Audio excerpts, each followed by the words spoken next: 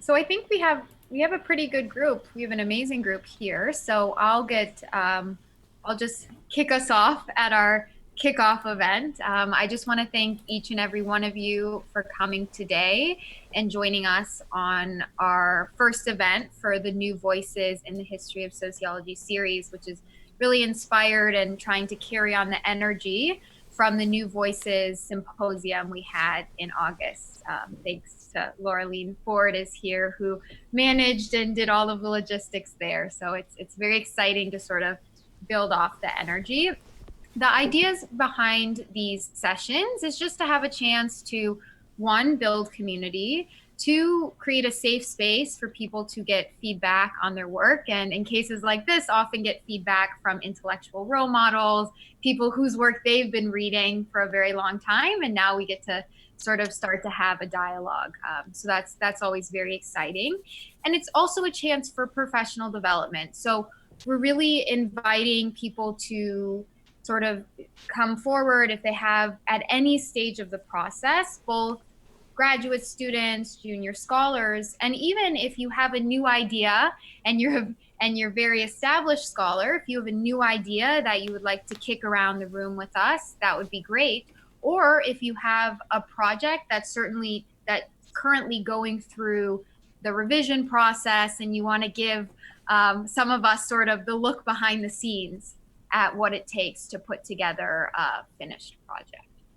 So thank you all so much. We're going to be trying to do these about once a month. So we definitely are looking forward to receiving proposals, abstracts, and more people who are willing to be discussants. And with that, I would like to introduce our amazing presenters today. So we have here Alec McGale, who is a graduate student at Cornell University. I'm just pulling up my notes so I make sure I say everything correctly. Okay, perfect. So Alec McGale, I was joking with Alec before that I was working on a paper on morality today. So I was trying not to exchange mortality for morality, which I accidentally do the opposite ways in my own work.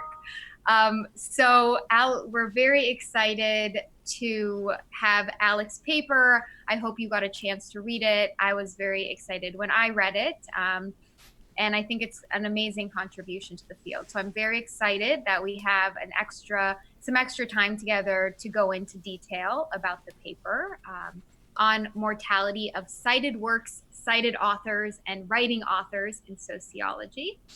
And as our discussants, we have two giants in this field. And I know Alec and I were talking about how both of them are his personal sort of intellectual role models and people that he's been looking forward to meet for a really long time. So this is truly amazing. And we have Emily Erickson, who will be speaking first, and she is the Joseph C. Fox Academic Director of the Fox International Fellowship and Associate Professor of Sociology and the School of Management by courtesy at Yale University.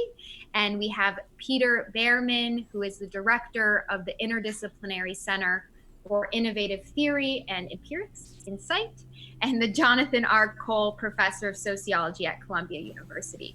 And what's really amazing about this pair of discussants, and then I'll stop talking, is that they really sort of bring together the empirical work, the big data, with the strong theoretical framework for this type of work. So it's very complementary, and we're very excited.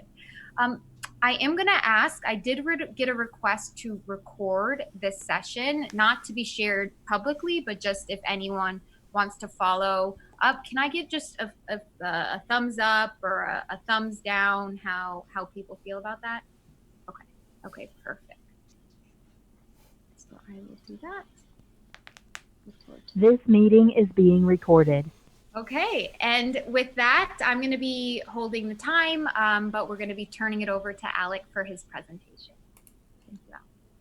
Okay, well, thank you all for being here, especially Peter and Emily. I think I'll just give a brief introduction to what the paper was, maybe to refresh your memory, or if you haven't read it. So this is the updated abstract. In this project, I shift attention from the process of acquiring citations, followers, and institutional resources to those processes associated with the ceasing of citation, the fading of followers, of the incorporation or forgetting of ideas. To do this, I look only at the trend in the number of citations per year for a cited book or article, for a cited author, or for a writing author, the people that are publishing these. I report demographic distributions of all three of these, and it's over 73 sociology journals, about 100,000 papers, and how these distributions of age have changed over time. I report hazard of demise, of dying, by cohort and year for cited works and cited authors and writing authors, and present writing works and authors which have been reborn, and some remarkable deaths of works and authors who were highly cited at one time in their best decade, but have remarkably died. And some other things maybe we'll talk about. So I've got some special things maybe we can talk about at the end. So I also want to provide this as a tool for others. So my hope is that I can provide both the data and the methods. The methods are the easy part, the data is the hard part. So I'm still working on how to release that. Okay, so I think I'll just sort of go into this. Let me see if I can present, because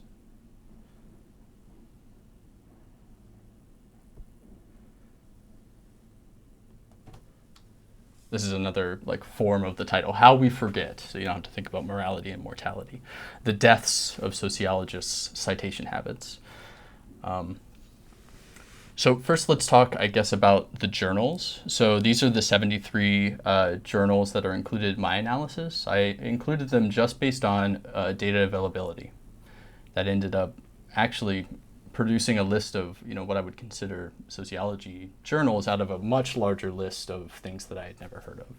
But basically, I just don't want the data to end early, because then I'll have these premature deaths, that seem to die, like a work seems to stop being cited only because we don't have the data for the journal that we don't have. So end up with 73 journals. There's two very strong triads between ASR, Social Forces, and AJS, and sociology, British Journal of Sociology and Sociological Review. So there's sort of a continental divide there. There's sort of disconnected pockets. So we have a study of religion, group of journals. Here we have social networks, Journal of Mathematical Sociology, Rationality and Society. And then all the ones around here are sort of topic specific. So teaching sociology, tourism research, sport. I mean, that's a generalization, but hopefully this gives some idea. So it's always good to keep in mind who is citing, because that's who's defining, alive and dead in my data set. Yeah, we can look. So I think I presented this in the paper, but there's I tried to put bounds around which journals I would use based on, not only whether they end early, but make sure that they don't have a 5-year, dearth where there's no citations, etc. So I can talk basically about demographics. I think this is one of the easiest analyses that I do, where I've split. So this is citing papers by citing author's age number. So it's a count of actual papers, and I'm looking at the number of years since that person first cited or first published in any of my journals. Okay, so if they're 0 to 5 years old, that's 0 to 5 academic age. And we can see some huge population boom. I mean, the most pronounced one is 1975 to 1980, and even before, this huge rise. And this was a rise over all of science, increase in funding and resources, et cetera. And these are actually 5 years apart, each of these age groups. So you can go over 5 years and down one trend to see how that cohort has persisted. From 1980, those that were 0 through 5 are going to be 5 to 10 in 1985. And you can see these sort of, you can see this cohort from 75 to 85, this boom, percolating through the ranks. Anything else I want to say? There are a couple other smaller sort of booms, maybe very early and then in the 50s, but there's not much to say on this. So this is dramatically different. This is the cited author's age over time. So I'm still counting number of papers, but I'm looking at whether there was like at every citation in those papers. Well, when was the first time that thing was cited in my data set? And then I can ascribe it an age and throw it on my plot in the same way. So again, we see a population boom around the same time, but there's sort of a larger persistence. I mean, that's just generally what we could glean from this graph that see in this, in this previous plot, you don't really see the older ranks filling nearly as fast, okay, as in this cited authors plot. So these are just sort of qualitative observations from these plots. But by the way, the dots are the actual sort of number, and the trend is just a rolling mean. Okay, we can also plot these age distributions sort of on a stacked plot, so we can see how the relative proportions are changing over time. So this is the age distribution of citing authors, age 0 to 10, split up by 1 year. And one thing you can immediately notice is a huge amount of variation. I guess you'll see that when we look at the others that are the other similar plots. And I guess in comparison to sort of the larger scale, so this is blown out, the entire graph that you just saw is this light green at the bottom, aged, well, I guess it's these two, age 0 to 10. And we can see in this graph a dramatic demographic shift of citing authors towards the older. That, you know, before 1980, this older rank of maybe 30 plus year old citing authors just barely existed. And we can see it sort of progressively filling out after the 2000s as the general age of sociologists grow older. Anything else I want to say? I mean, if you want to ask questions about the specifics, like specific distributions, we can go back to that. Another analysis I did, I guess, requires me to tell you what death means in this paper. So here's a visual depiction of it. So the algorithm basically looks at everything from the first citation until some date, you know, a candidate death date, and then looks at the decade after that candidate death date. And we just sort of look at the ratio of the average number of citations in these two segments. So we would define a death 0.5, that's the terminology I'm using in this paper. We would define a death 0.5 as a date beyond which the next decade is 50% as good in terms of garnering citations as the entire lifespan before that. So death 0.5 is the weakest death. I think it's bad terminology. So if you have suggestions, maybe demise or something else, but or relative death or something, I don't really know. So anyways, death 0.5 is sort of the weakest death that I consider. Death 0.1, it'll actually look like it's dead, and you can see actually labeled. So this is a death 0.5, this is a death 0.3, and over here, this is a death 0.1, where they only got one citation in an entire decade. Okay. And the reasons for choosing this definition of death, I want to consider rebirths, where things, you know, cited works will die and then later be reborn. And also, this data is a little bit noisy, so I can't really, it's not useful to look at a date after which there are no citations, because that rarely happens just because of random noise. Okay, so having that, we can talk about probabilities of dying. So this analysis looks at specifically the top 1% in a given decade. So this left plot is for 1970 to 1980. This right plot's for 1975 to 1985. And I look at what's the probability of them dying 30 years later of having died And I present multiple definitions of death. So death_0 is like there are 0 citations after that date, death 0.1, death 0.2, etc. So what you see on the x-axis, this is the number of documents, number of citations received in 1970 to 1980. So how good did they do in that decade? And we can see that the probability of death is decreasing, at least if you consider these extreme deaths, to the point where the probability of death 0 is just about 0 once we get to the far tail of the distribution for 1970 to 1980. This is sort of intuitive, like the papers that do the best will sort of live on. And this is the context where I think about what I called remarkable deaths. So typically death is, it's the status quo for a paper. It's like 60% of papers will not make it past 35 years, something along those lines. So it's different for these outliers in 1970 to 1980. So I extracted and present these sort of bumps in the graph. Who was it that died despite being a big figure in their time? With the idea that some qualitative analysis of these works would yield some insights. Granted, I don't do the qualitative analysis. I just sort of present them hoping that it's a useful tool for somebody else.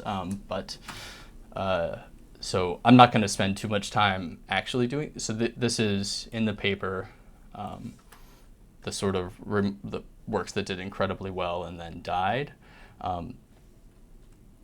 Some of them are bugs, so this is also a really useful way to find errors in my analysis. So you see the structure of scientific knowledge died, but it's this really like strange trend where it just sort of cuts off in a year, and this is due to a problem in how Web of Science indexes their data. So it helped me to sort of pick out some of those. And we can talk about one more thing. If I'm doing okay.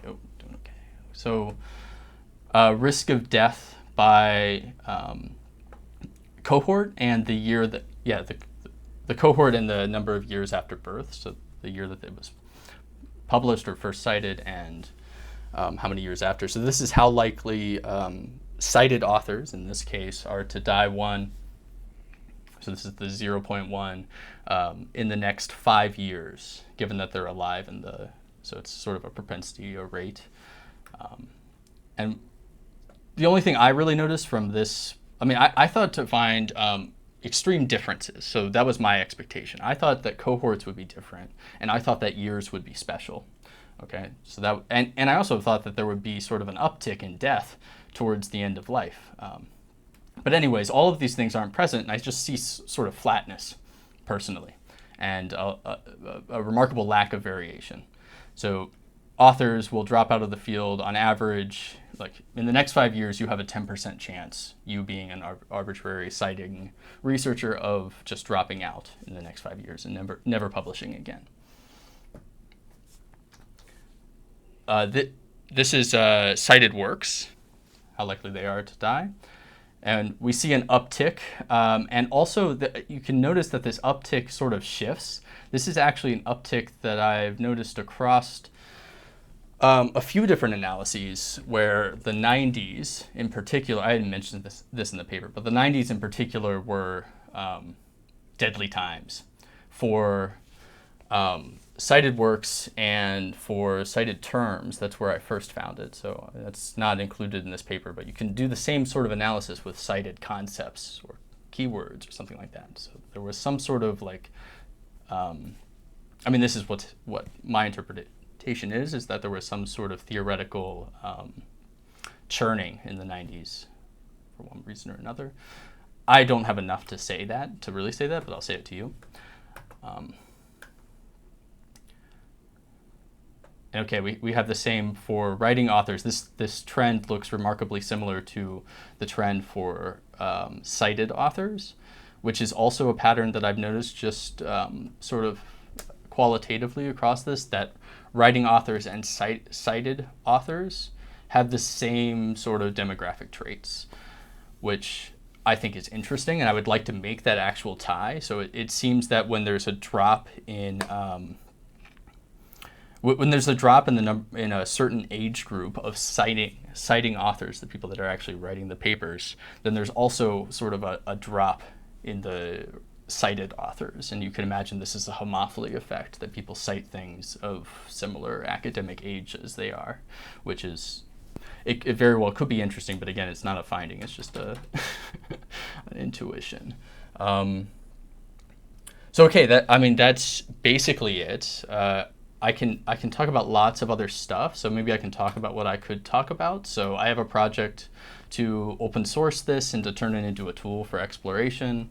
I'd like to look at co-citation networks to get sort of the births and deaths, not of specific works, but of whole research groups, and start to put a little bit more context on this.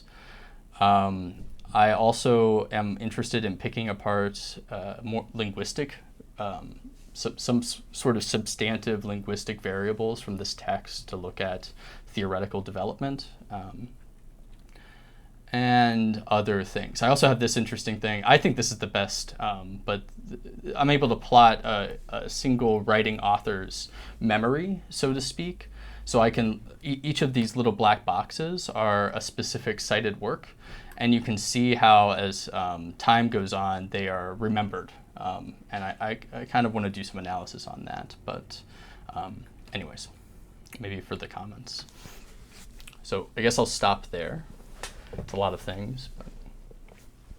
Thank you so much, Alec. That was wonderful. And it's exciting to learn even more about this and how the project's developing.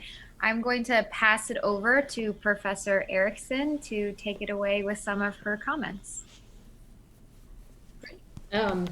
So are we going to continue to share the screen? Is that's fine with me? I'm just asking. Oh, okay. I can do it either way. This feels more like we're in a group of people. Right. Okay. Yeah. And in fact, thanks again for inviting me. I hope it's great to meet everyone virtually, but I hope we can do it in person sometime soon. That would be nice. So hopefully, definitely next ASA, if it's in person, let's all get together. So this is a really fun draft, really impressive. The project that Alex is building up here. Some meticulous data collection, thoughtful analysis, really valuable programming, and great documentation. It's definitely tamed the unruly data set, which I really liked the way he described it, and gave us a fascinating description of the sort of life cycle of influence. So there's so much that's good, but of course my task is to critique. So I'm going to say that that one of the problems with the paper is probably the way that the figures include so many different examples. It would be a little bit better to focus in on one or two and kind of unpack what's going on. They look great, but there's so much in there, and it's a little bit hard to disentangle. So, for example, I spent some time with Figure 3, and I came away with some questions. So, there's definitely too many here for a reader. I'm going to say, too many people included. But then the y-axis isn't really labeled, but I assume it's citations or citation count. But the description says it's citations that are given or received in a single year. But wouldn't given be just the count of paper?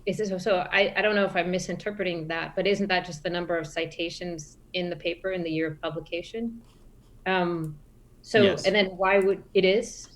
Yeah, it's just the number of citations, and really it's the number of papers that cite along whatever restriction. I think maybe I said that because I'm also thinking about writing authors as giving citations. I wrote some general boilerplate and then copied it across them. That might be where that's coming from, but I think you're understanding it correctly. Okay. But so it seems that we wouldn't want to combine those two in one figure in order to get an understanding of the influence of a work. It's always received citations. I'm always looking at the object is the cited author or the cited work, and the counts are the number of those citations. Okay. So I guess the language is just maybe a little confusing then. Uh, and then the number of citations. So my understanding here, I mean, so it's the top 1%, and they're at most getting only 8 to 15 citations a year. So that seems very low. And I understand that, I mean, I get more citations than that, and I'm definitely not in the top 1%. And I understand things have changed, but I guess that my understanding is that that's because the citation counts are formed through the collation of these specific journals. And so that's a subset of the larger number of citations that they would actually have received. Yes, that's right. So that's just in these 73 journals that it's In the getting. 73 journals. Yes. So I think in that case, then, that we probably need a little indication of the kind of external validity of this measure of influence. You know, I mean, how strange is this sample of journals? One of the things that I was thinking of is, you know, some of these people were in fact so influential that they created different fields of study. So, for example, communications arose out of sociology. I don't think there's any communications journals, but those people are probably still very well cited in communications. So the influence is there, but it might have, you know, even the most influential might have created their own streams that exist outside of the data set. So either way, it would be really nice to sort of get a sense. I mean, probably a lot of the trends are the same, I would imagine. But it would be nice to know which trends are similar, and compare across something else like Google Scholar or something that's a little bit more inclusive, to see how it stands up. Yeah, that's definitely a fundamental problem that I guess it's a problem I ran into with this data set. It's not death, it's death in this community, you know? And it's absolutely, it happens for sure that works are cited outside of this community and then are brought in, and vice versa, that researchers or ideas move across these disciplinary boundaries and move out of sociology. And I don't, yeah, I'm not really sure if I'm going to get at I guess it would be great to know if they actually died on the outside, and if they moved, where did they move, right? Yeah, yeah. I think that would be, it would make it easier to have sort of more confidence in the results, I guess. Also. Mm-hmm. So some things, I mean, so Thomas Kuhn, I definitely noticed, you know, right away that was very strange.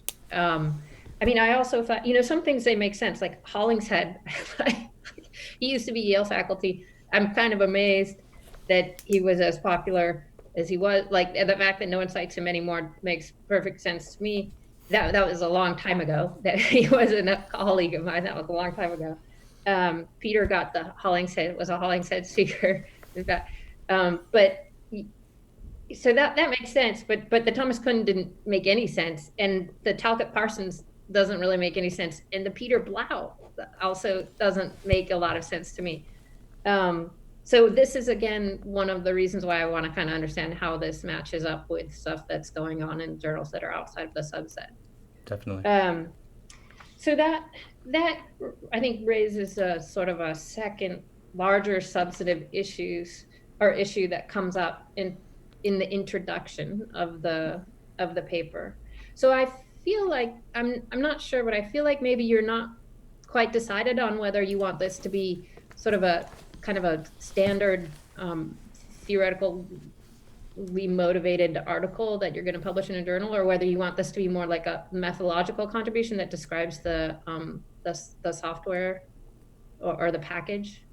So it seems like that's a little undecided, and therefore the introduction, which raises a lot of really interesting theoretical issues that I think are really fascinating, is a little untied to the analysis, or it's not quite as focused as it might be in later iterations. So one of the things that I think, if you decide to go the article, I mean, I guess that they're both different types of articles, but if you went with the sort of more standard kind of like a model of an AJS or an ASR paper, then some of the things that I think it would be worth exploring in more detail are this link between the idea of the canon and works being cited. So there's, there's definitely a kind of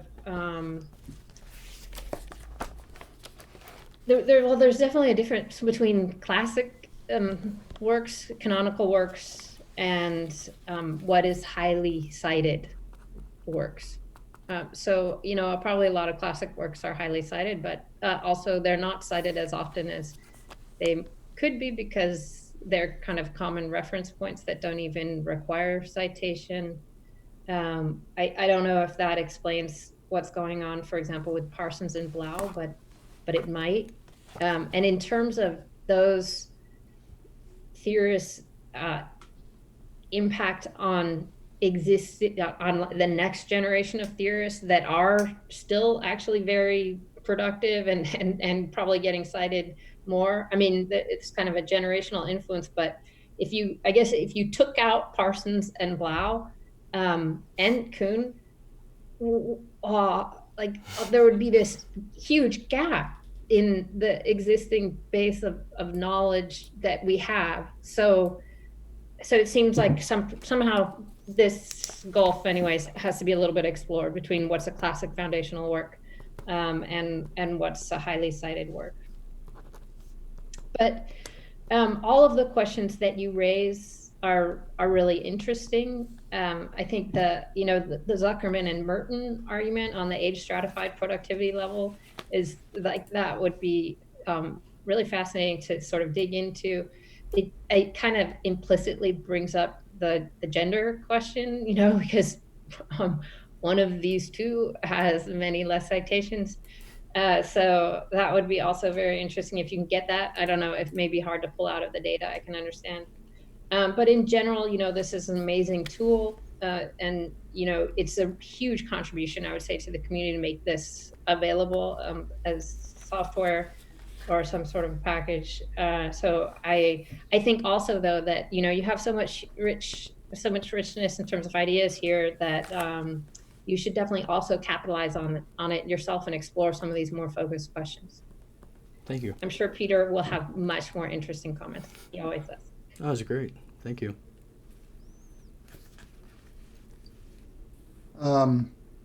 It's not really true. And one thing that Taylor didn't say is that Emily and I go back a long way.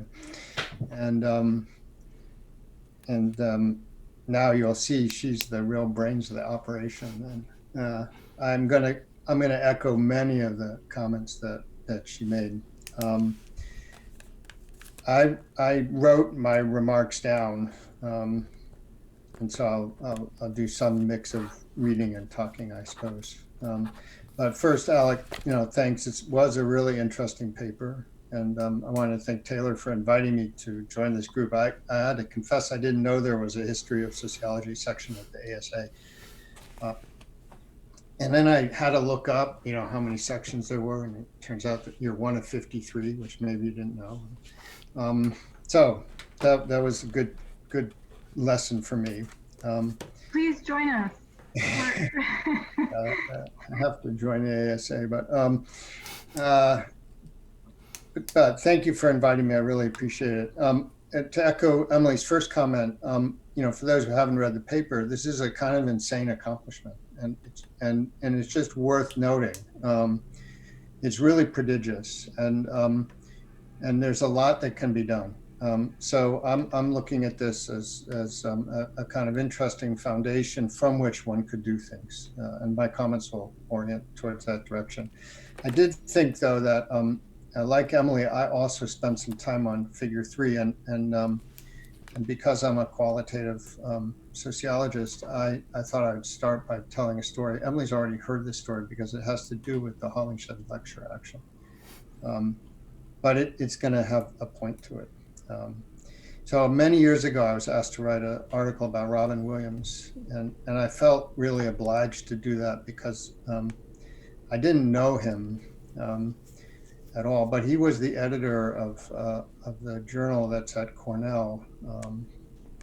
I can't remember the name right now, who accepted the first sociology paper that I published. And I felt like this debt of gratitude to him.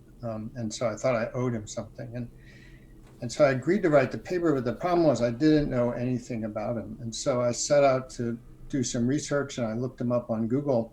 And my experience was that I fought through hundreds of pages devoted to another Robin Williams, who turned out to be some guy who people had actually heard of.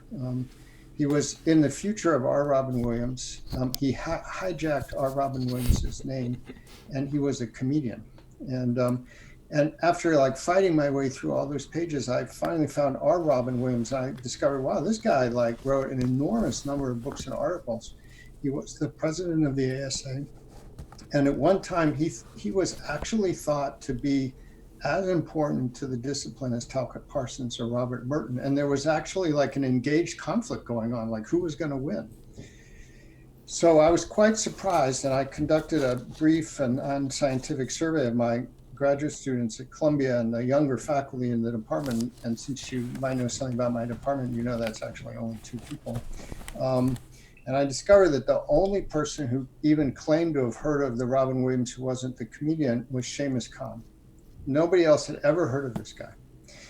So I kind of put that away, and I wrote the paper anyway. And a few years later, Emily invited me to give the Hollingshed lecture at Yale and in the sociology department. And when they invited me, they said, this is the most prestigious event the sociology department has. It's so prestigious, it's named after Hollingshed, who in the 1960s apparently transformed completely the field of social stratification. He was probably the president of the ASA, and he had an index named after him. And I had never heard of him either. So the fact that Emily brought him up is really too perfect. So I looked him up on Google, and it turned out that he had the unfortunate fate of sharing a name with an even more famous Hollingshed, the guy who invented the drive-in movie theater and radically transformed the sex lives of generations of teenagers. So this is why he died. So the point of those reflections are 3. The first is, the obvious, I don't know anything about the history of our discipline.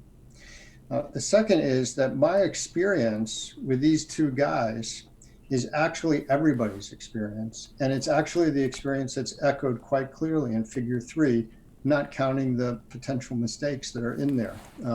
And so figure 3 turns out to be, a pretty important figure. And the third reason, which is a little bit obvious, is that we're all going to die and be forgotten, except for some reason, now more of us have a chance of a slow death, a death in which we prowl around in the imagination of the living just for a little bit longer.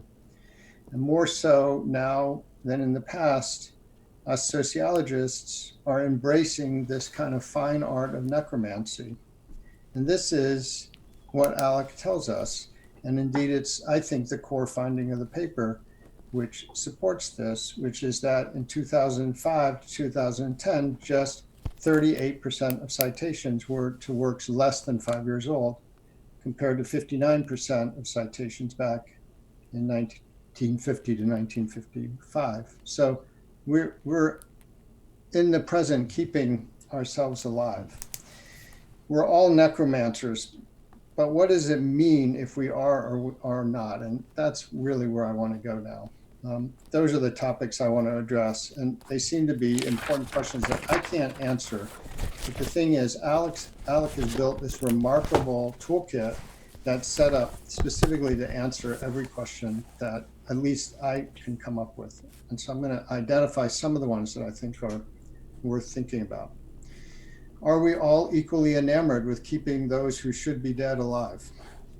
So to answer that question, we have to do some sociology.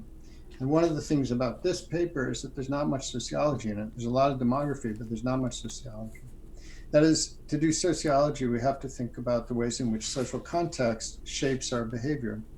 So here are some follow-ups on that simple question, which was, are we all equally enamored with keeping those who should be dead alive?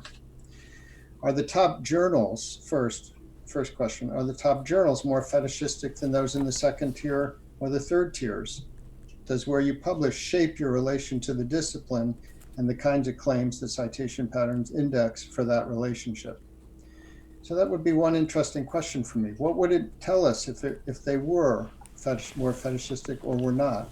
If, as Alex suggests, citing classics allows authors to make theoretical moves without having to fully explain them, does this built-in ambiguity allow for greater innovation? Should we see that citation classics cite older papers, shying away from normal science? So that's one set of questions that focus on kind of status of journals. A second question would be, and it's obvious and it's implied by the co-citation pattern that Alex showed in his first slide, is do necromantic instincts vary by subfield as measured by journal specialization? That is, are subfields more or less oriented to the past or the present? And what would it mean if they were? A third question would be, what about the ways in which quantification demands that more recent papers be cited so as to index keeping up with the latest methods? So here I've just raised some really obvious questions, many of the obvious possible questions just about context, about journal context, about disciplinary context, and about method context. There are other sociological elements worth knowing about. So Alec has some thoughts about age of authors and their citation patterns, which Emily also commented on, which are really quite elegant. But then it raises questions like, what about author status as indicated by the ranking of the university they are at? This is accessible under his framework. Using genderize, he can easily genderize some component of the authors and answer the question, do these patterns vary by gender? Which, if crossed by subdiscipline, would actually be quite interesting. What about another demographic question, something maybe that's more salient to me and Kevin than to most of the people in this room, which is change over the life course. Like, sure, most papers are by authors who only wrote one paper, but can one see for those with more as writing authors, more as cited authors, change over time as they age? And what would that mean? What would the answers to these questions mean for our understanding of the discipline, that is the history of sociology, the way it works? And the thing I want to say, and maybe it's kind of obvious and it's echoed by Emily's comment, is this going to be an AJS paper or not, which is you need more than demography to make progress. You need to think about a class of dependent variables that demographic processes shape. Those could be the various decompositions that I've proposed here in the form of question about who dies and what different journals do, how different subdisciplines work, and so on. And the great thing about the machine you built, Alec, is that it sets the stage for all of those questions to be answered. So I don't know how you work, Alec, but I start with a set of findings that I think are ideal. That is, what I would like to most observe. I then answer to myself why I think those findings would be perfect, why they would be the right findings for my way of thinking. I then try to construct risky tests that can really fail, to see if I can make my ideal findings come true. So my proposition for you is to sit down and say, okay, what would I like to see here sociologically that would help this paper, this demography come alive? For me, if I were interested in your problems in answering the question, who dies more slowly than others, for example, I'd start with the idea that, for me, a cool finding would be characterized by symmetry, such that papers that cited older papers, say mean age of citation, within strata, defined by journal prestige, author status, and so on, lived longer than those that cited more recent papers. Why would that be an ideal finding for me? Well, it's because I'm interested in structure. I like things to be true in a fractal manner within high prestige journals, within low prestige journals, true for high status authors, true for low status authors, and so on. And I believe in symmetry. When things I see are symmetrical and fractal, I think they're probably true. And then content-wise, I like the idea that the work that lasts the longest is multivalent, full of ambiguity. If you're right, Alec, that citing older text creates the space for ambiguity, then works that look different from different standpoints should die more slowly than others. And if we knew that was true, it would actually lead to and produce some interesting performativity. And since I started with a story, I thought I'll end with a little anecdote. I actually know a sociologist who only cites dead people. Now, this sociologist only cites dead people because he doesn't want to be considered equivalent to any living people. But it turns out that that self-interested motive might actually be a strategy for making his work turn out to appear more multivalent, more ambiguous, richer than it otherwise would. So that's just me. My questions for you, unaddressed in this paper, all reflect what I would like to find out and why. And so if I throw it back into your hands, I would like to say, thanks for sharing. It's super interesting. What do you want to learn? Thanks. Thanks, Peter. Yeah, these are great comments. Yeah, just fascinating. And this is definitely a limitation of this paper. I guess out of timidity or, I'm a bit juvenile in the field, so I felt more safe just doing an analytic study, just trying to keep it to observations and doing some sort of, it's inductive. And like I said, the reason why there's so many figures on each of these pages is so that the idea was that somebody like you could do some sort of investigative, qualitative analysis, because I didn't yet feel qualified to do so. But I think there's some really clear ways forward in what you just said. So I really appreciate that. I think you're being too modest. I think there's a really amazing framework here, a machine to start answering sociologically interesting questions.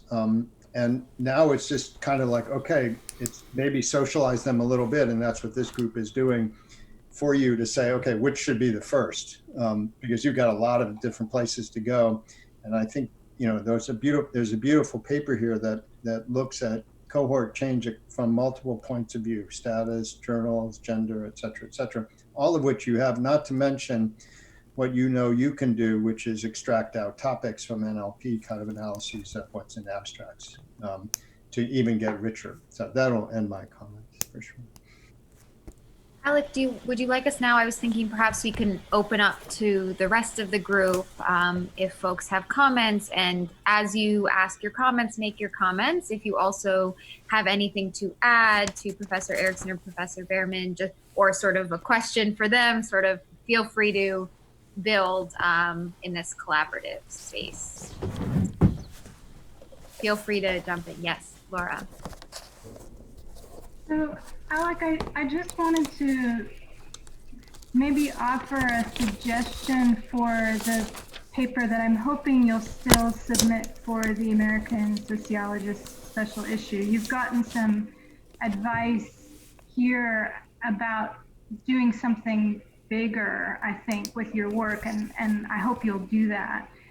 And I will, of course, understand if you don't feel like you can prioritize the American Sociologist issue in view of the other things that you need to do as a graduate student. But hoping that you'll be able to do both or all of the above, maybe what you could do for the piece that you submit for the American Sociologist, just so Emily and Peter know what I'm talking about.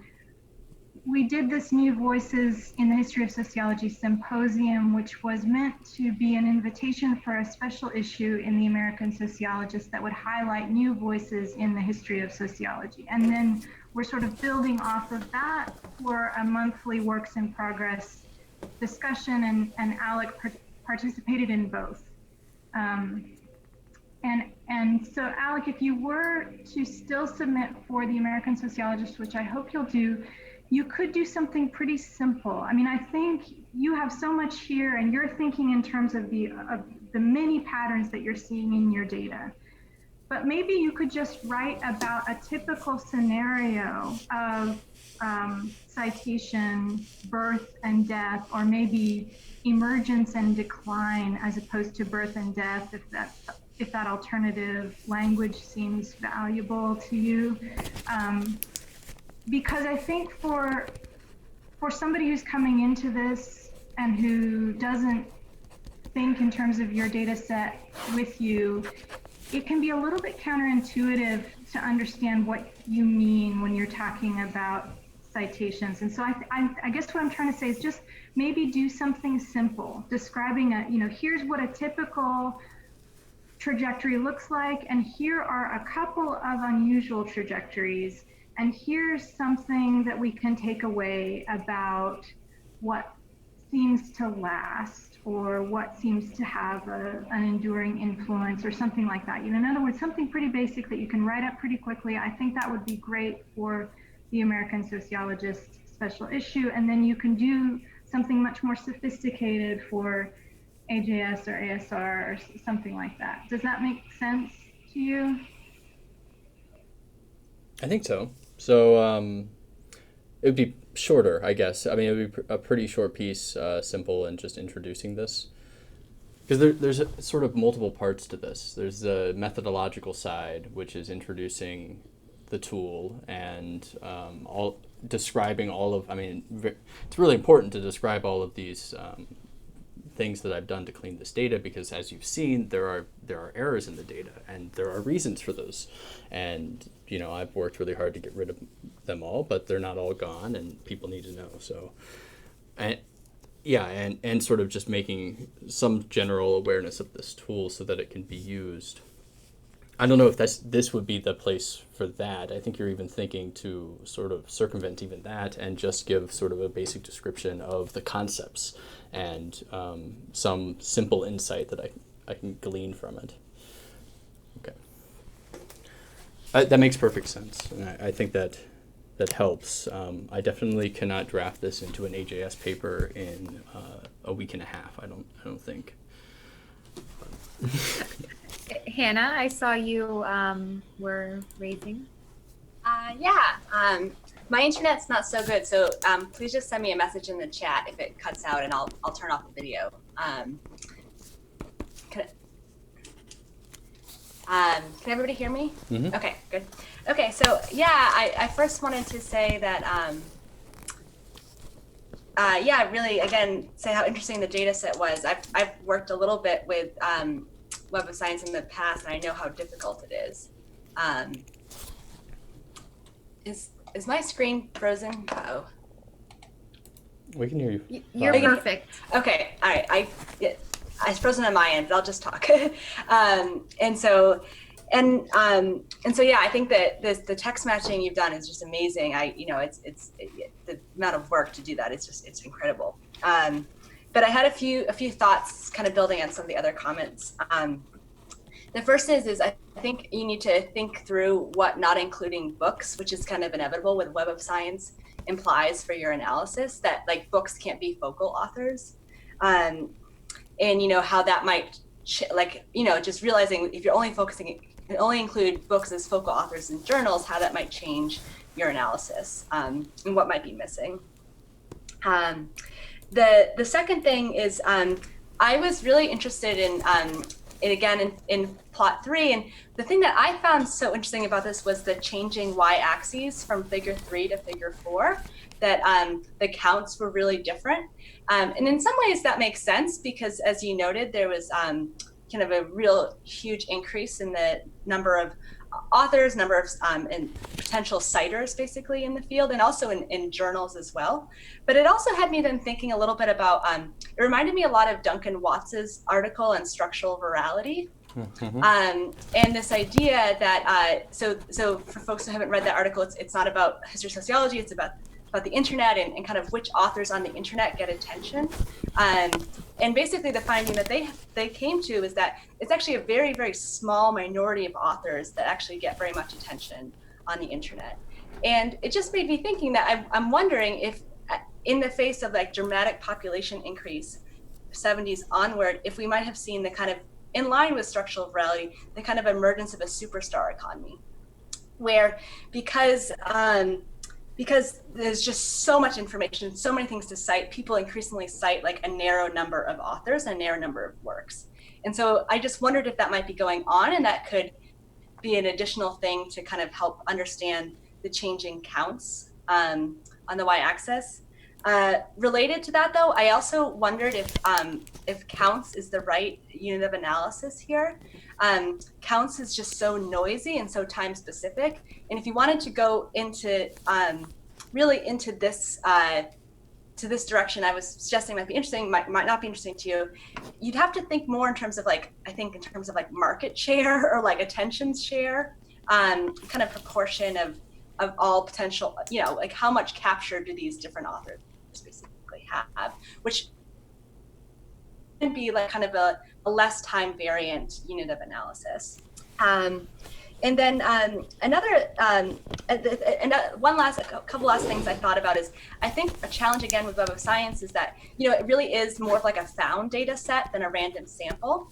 And there's lots of different constraints that have gone into who ends up in this data set beyond just books or articles.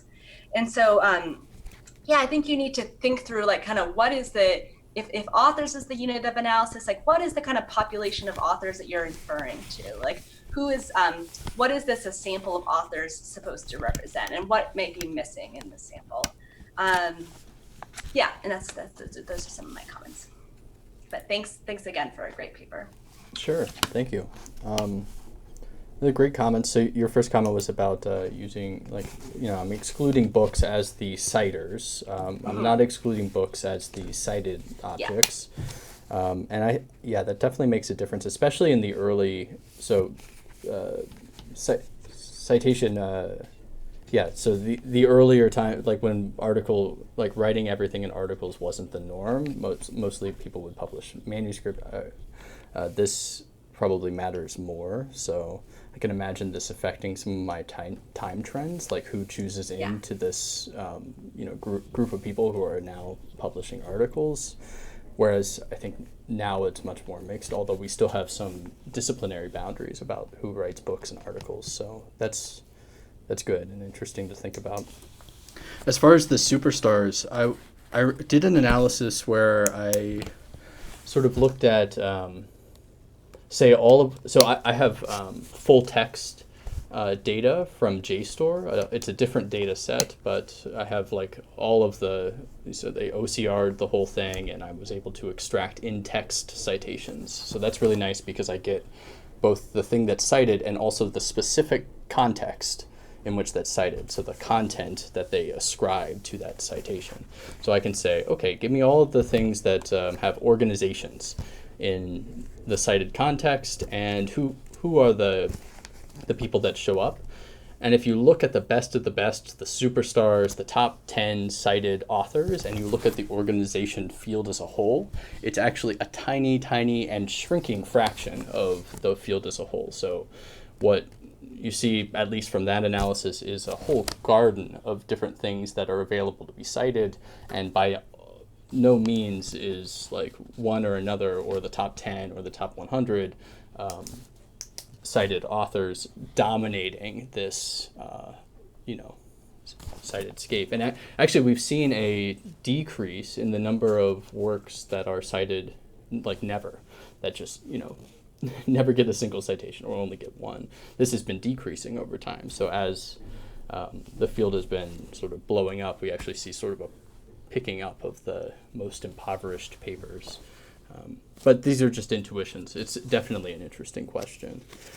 And then the counts versus the proportions thing, this is something I went back and forth on. I did this analysis using proportions of the total market share.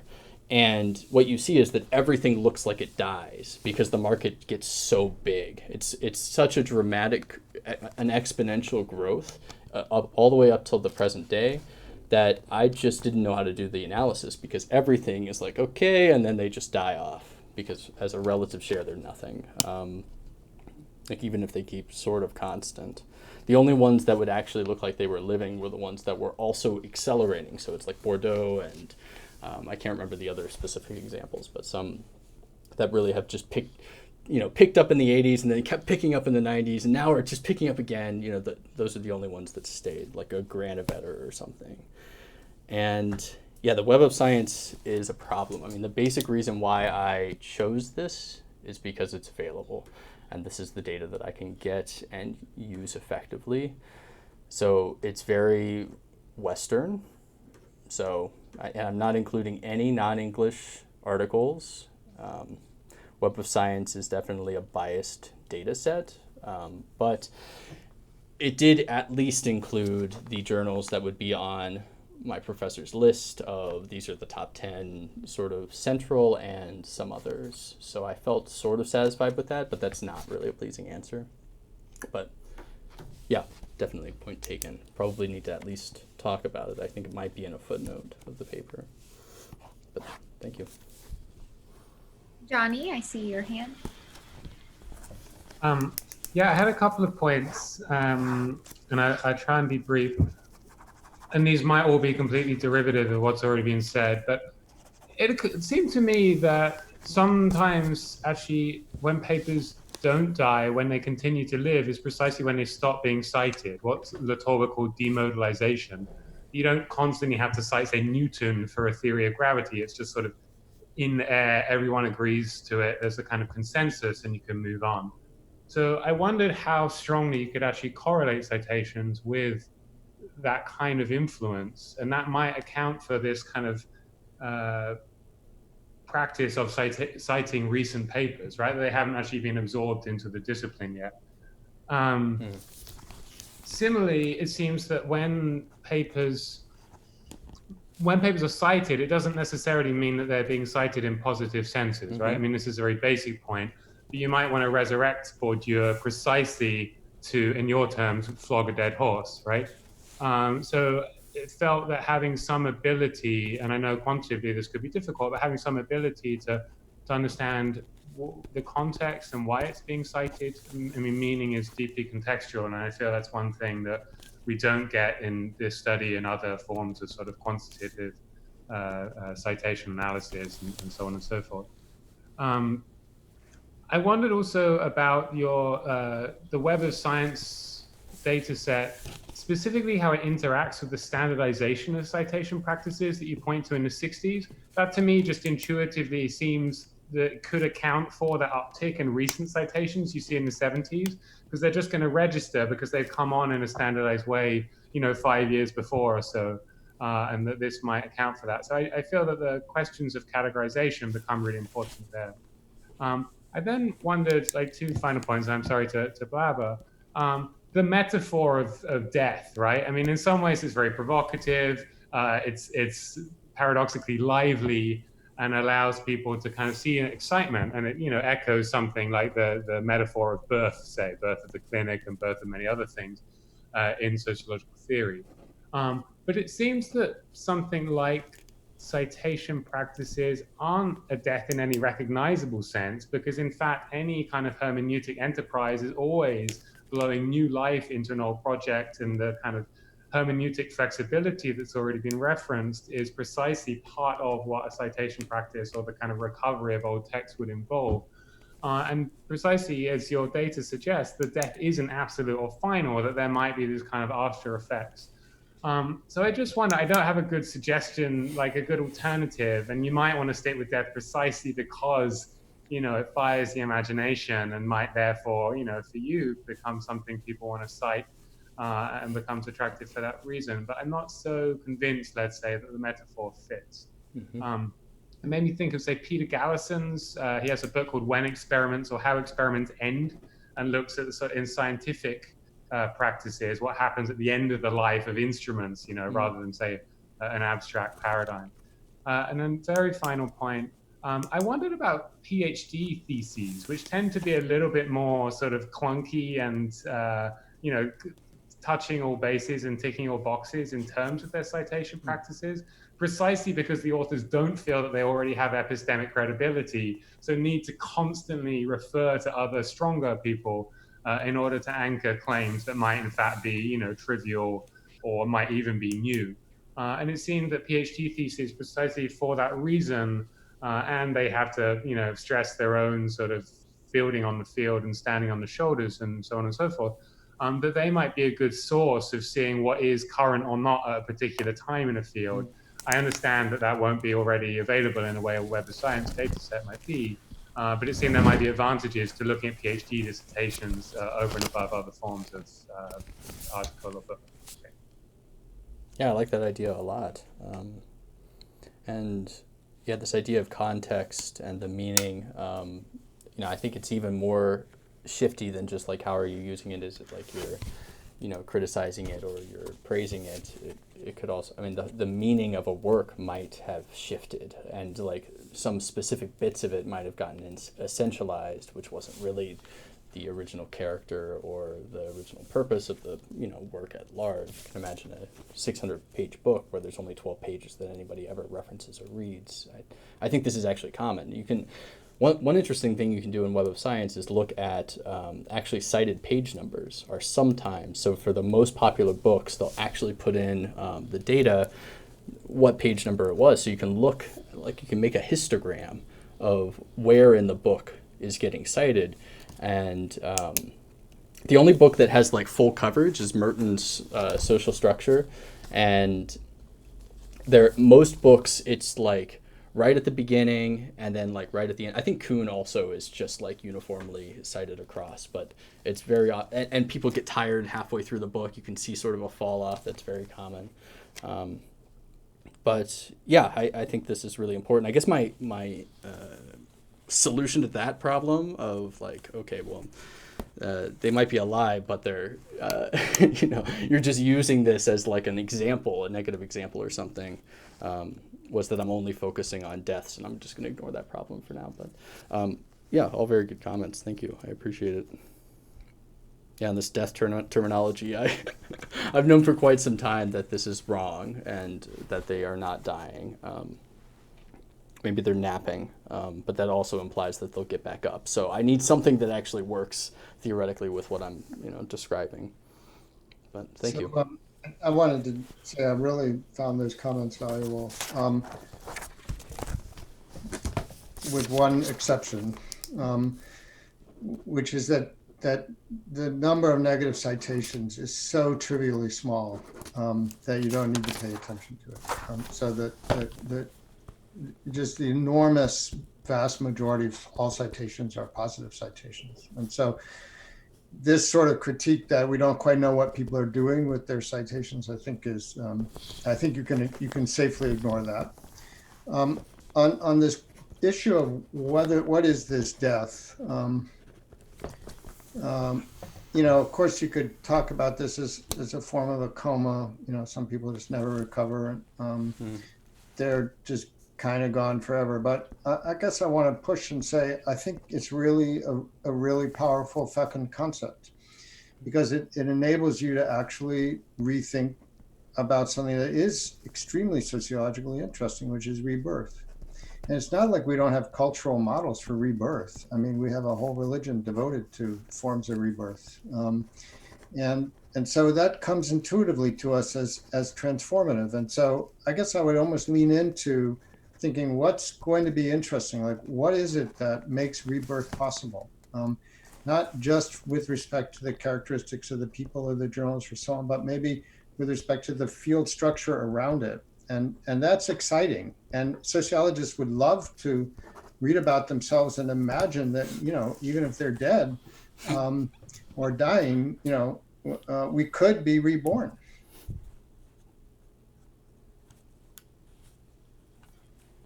Laura, I said you.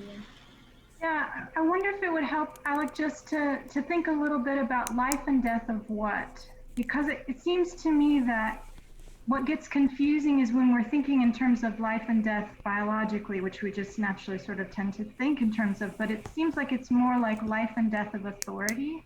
I think citation is really about authority. So maybe you could just reflect a little bit more on what is being born, what's being reborn, what's dying, and then you can keep the idea of mortality, but just elaborate a little bit on what it means.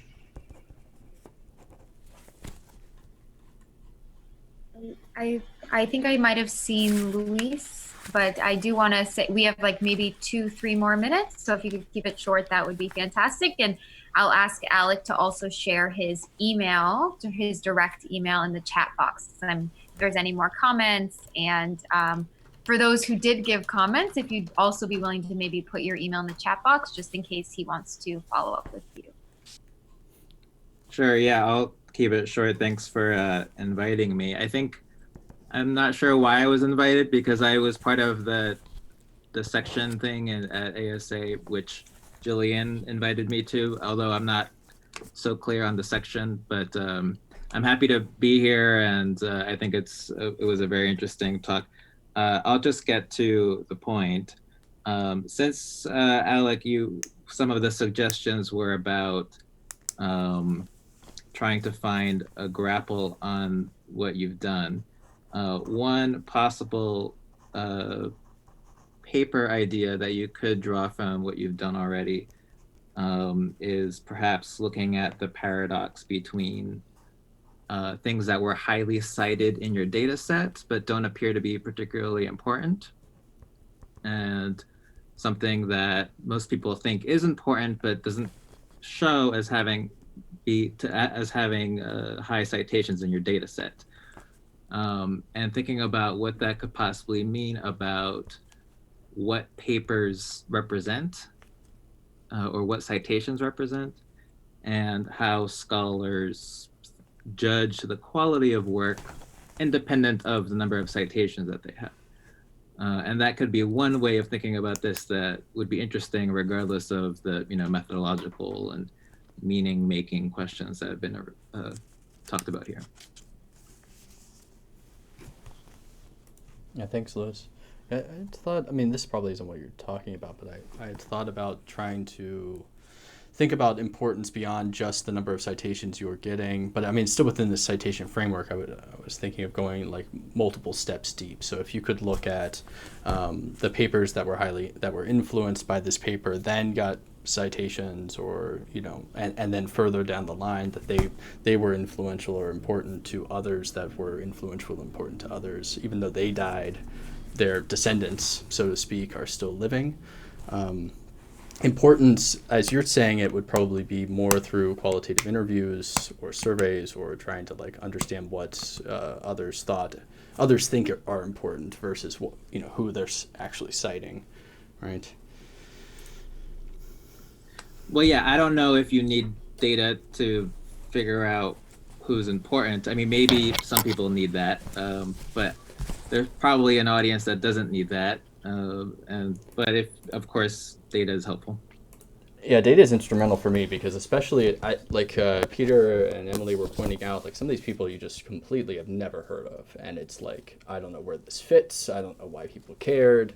And especially talking to experts that are about that same age, that are around that time, or that were citing in that circle or cited in that circle, those people will know. So I don't have to do a ton of work on my end to ingest, what did 1960s specific subfield think of X, right?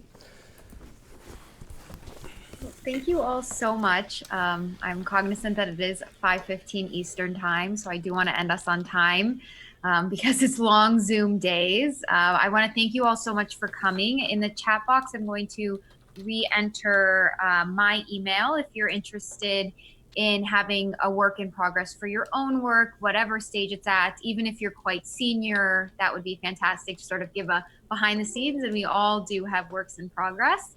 And if you would like to serve as a discussant, that would be wonderful as well. And just a few questions came up about the section, so I'm just going to turn it over to Laura, and if Kevin wants to add more as well, just to share a few words, just to orient us all about what we've really been doing under the surface.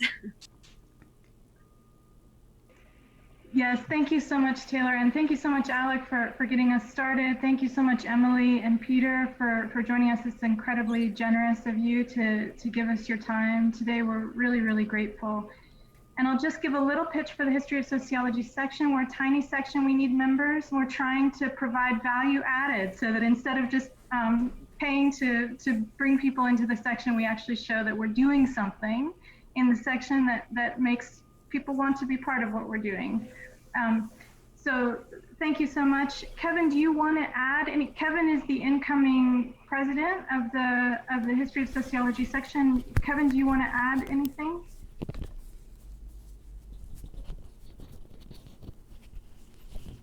Kevin, you're on mute. Hold on. Oh, I muted you. Sorry. Yeah, just thank you, especially to Taylor, for organizing this and all the participants. And I hope we can continue this on a monthly basis. So thank you very much. Thank you all so much. Have a wonderful evening, and thank you again for your generosity. Thank you.